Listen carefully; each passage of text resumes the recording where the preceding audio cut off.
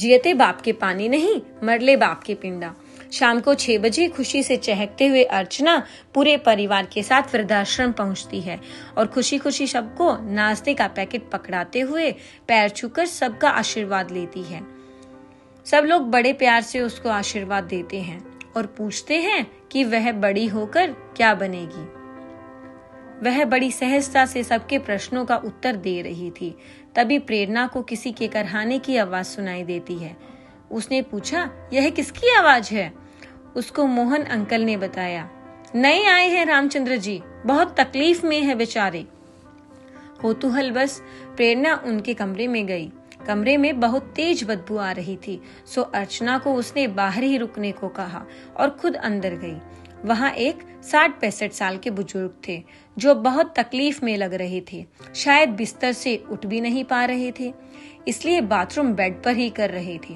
प्रेरणा ने सबसे पहले उनके रूम की सफाई करवाई, फिर उनके आंसुओं को पोंछते हुए अपने हाथों में उनके हाथों को लेकर पूछा, आपको क्या तकलीफ है अंकल जी? उन्होंने बिलखते हुए बहुत ही करुणा भरी आवाज में बताया कि बरसों पहले उनका एक्सीडेंट हो गया था। उसके बाद उनके दोनों पैरों में लोहे की रोड डाली गई। अब वह बहुत दर्द दे रही हैं। प्रेरणा ने उनके आंसुओं को पोंछते हुए कहा, आप घबराइए मत अंकल, कोई फाइल वगैरह है तो मुझे दीजिए। अंकल ने कोने में रखे हुए अपने ब्रीफ केस की तरफ इशारा किया। उसे खोलकर फाइल निकाल रही थी, तभी 2-3 फोटो और एक आईडी कार्ड एक लिफाफे में था जो नीचे गिर गया। प्रेरणा ने फोटो उठाई और चौंकते हुए पूछा, अंकल यह आपका परिवार है? उन्होंने उदास स्वर में कहा, हाँ। फिर आप यहाँ कैसे? प्रेरणा ने पूछा। उन्होंने रूंधते गले से बताया कि उनके 2 बेटे हैं, 2 बहुएं हैं और दोनों के एक बच्चे भी हैं। पत्नी स्वर्गवासी हो चुकी है। प्रेरणा ने पूछा, बेटे क्या करते हैं? उन्होंने बताया, पुणे में बड़ा सॉफ्टवेयर इंजीनियर है और छोटा बेटा बेंगलुरु में बैंक में है। फिर आप यहाँ क्यों रह रहे हैं? प्रेरणा ने पूछा। अंकल अपने आंसुओं को रोकते हुए कहते हैं, जब तक पत्नी जीवित थी सब ठीक था। हम लोग दिल्ली में रहते थे, बच्चों का शादी ब्याह कर दिया।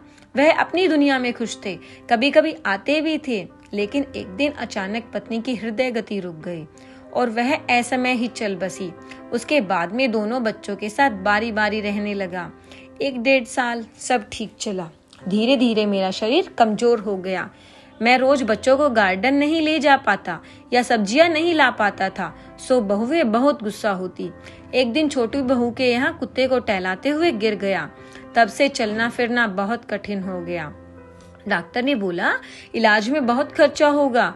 थोड़े दिनों तक मेरा इलाज भी करवाया, लेकिन धीरे धीरे बहू बेटों को मैं भारी लगने लगा। फिर इलाज कराने के बहाने बेटे मुझे सूरत लेकर आए और यहाँ छोड़ गए, यह कहकर कि यहाँ पर आपकी उम्र के लोग हैं। प्रेरणा ने अंकल को विश्वास दिलाया कि मैं आपका पूरा इलाज करवाऊंगी और हर महीने दवा समय पर पहुंचा दूंगी। प्रेरणा को वृद्धाश्रम से विशेष लगाव हो गया था। अब तो रामचंद्र जी की सेहत में भी काफी सुधार हो गया था।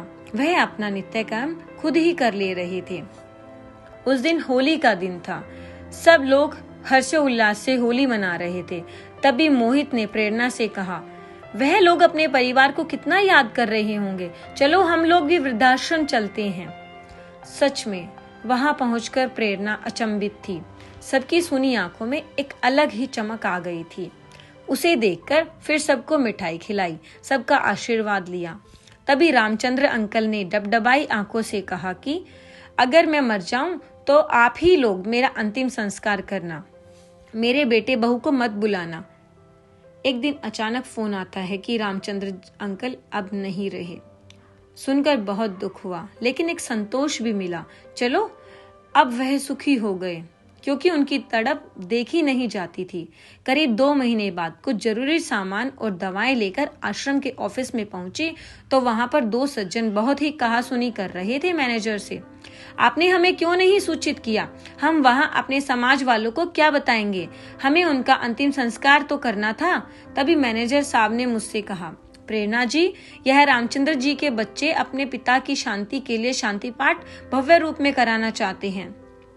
आप जरूर आइएगा, कहते हुए उन्होंने कार्ड पकड़ाया। कार्ड पकड़ते ही प्रेरणा को अजीब सी घुटन होने लगी। वह तेजी से कमरे से बाहर निकली और कार्ड को फाड़कर उड़ाते हुए अपने मन में बनारसी भाषा में बड़बड़ाने लगी, जियते बाप के पानी नहीं, मरले बाप के पिंडा। धन्यवाद दोस्तों।